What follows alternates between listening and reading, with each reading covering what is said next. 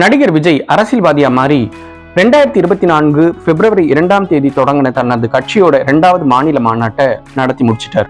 1967 77 அண்ணா மற்றும் எம்ஜிஆர் ஆட்சி மாற்றத்தை ஏற்படுத்தின மாதிரி 2026 தாம் ஆட்சி மாற்றத்தை ஏற்படுத்த போறதா விஜய் சொல்லியிருக்காரு. அது எப்படி முடியும்? விஜய் தன்னோட கட்சியை ஆரம்பிச்சு இப்பதான் 1.5 வருஷம் கடந்திருக்கு.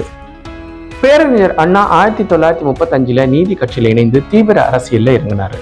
1949 திராவிட முன்னேற்ற கழகத்தை தொடங்கி 1967 தான் தமிழக முதல்வரா ஆனாரு அண்ணா. புரட்சி தலைவர் எம்ஜிஆர் 1953 திமுகவில் இணைந்து 1967 சட்டமன்ற உறுப்பினர் ஆகி 1973 அண்ணா திமுகன்ற தனி கட்சியை தொடங்கி 1977 தான் தமிழக முதல்வரா ஆனாரு. 1953 முன்னாடியே சில காலம் காங்கிரஸ்ல உறுப்பினரா இருந்திருக்காரு. இப்படி பேரறிஞர் அண்ணா மற்றும் புரட்சி தலைவர் எம்ஜிஆர் ஆகிய இருவருமே சுமார் 30 ஆண்டு காலம் தீவிர அரசியல்ல பணியாற்றிய பிறகுதான் தமிழக முதல்வராக ஆக முடிஞ்சது.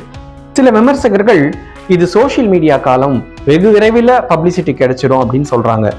விஜயை பொறுத்த வரைக்கும் அவருக்கு பப்ளிசிட்டி எல்லாம் தேவையில்லைங்க. அவர் ஒரு கட்சி ஆரம்பிச்சிட்டாருன்றது இன்னைக்கு தமிழ்நாட்டுல ஒரு பல்லு போன பாட்டி கூட தெரிஞ்ச விஷயம். ஆனா ஒரு அரசியல் கட்சியை நடத்துறதுக்கும் தீவிர அரசியலை எதிர்கொள்றதுக்கும் ஒரு நீண்ட அரசியல் அனுபவமும் அரசியல் ஞானமும் தேவையில்லையா? அது எப்படி சோசியல் மீடியால பாஸ்போர்ட் மாதிரி கிடைச்சிருமான்னு?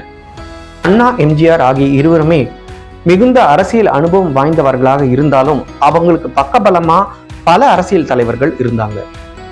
ஆனா விஜய் அவர்களிடம் அப்படி யாருமே இல்லை அப்படிங்கிறது தான் உண்மை. இது பொதுவா விஜயின் அரசியல் குறித்து மக்களிடம் இருக்கிற கேள்விகள்.